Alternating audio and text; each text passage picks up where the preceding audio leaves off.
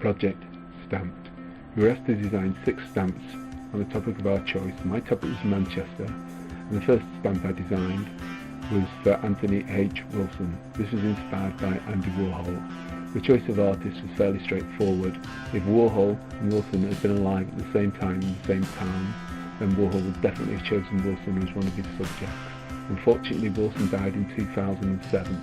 This is his gravestone, designed by Peter Saville, close friend. Warhol was just getting photographs of Wilson. Unfortunately, I didn't have that option, so I trawled through stock photographs, working in each one, cropping them, choosing different colours, overlaying. The style that Warhol normally used was screen print. This is to simulate that kind of effect. Not only did Warhol use screen prints, he also used the mistakes inherent in them. He was also passionate about film, and film and screen prints work together. I chose a number of different styles and a number of different colours and a number of different offsets. I included words. Eventually I came across a particular photograph I liked and a style I particularly enjoyed doing. This is the kind of blue offset based on white. The yellow on the left is a bit of an accident, but Warhol used accidents.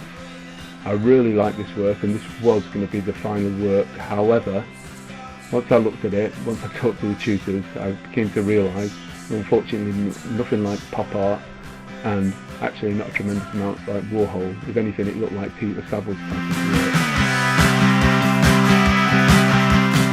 So I had to discard that idea and start again. Chosen the image, and I've kind of decided how it's going to work. Then I use line techniques similar to Warhol, but unfortunately the results weren't very good. Not only did it not look like Warhol, it no longer even looked like Wilson. So started again. I knew I wanted this image, I knew I wanted this offset. The solution was simply to pour in colour.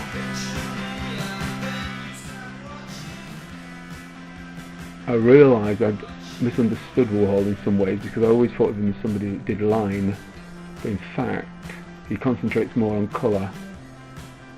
Because once you pour the colour in, it suddenly works. Another technique he used extensively in his later works was this idea of colour overlays.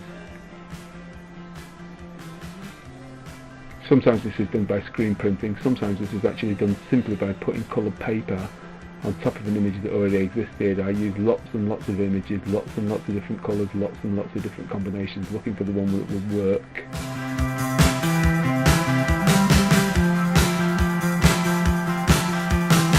He also bleached and faded colours. Eventually I got the exact image I wanted, and that was it. Yellow background and a flesh coloured overlay, but I did try lots of others just in case. I then wanted words to add to it. The first choice was FAC. All his labels worked, had the factory image, but eventually I decided on a quote. He said, "We do things differently here." He was talking about Manchester. The project was about Manchester. It seemed appropriate. If you walk into one of the clubs in Manchester run by Peter Hook, the bassist of one of his groups, written on the wall was, "We do things differently here."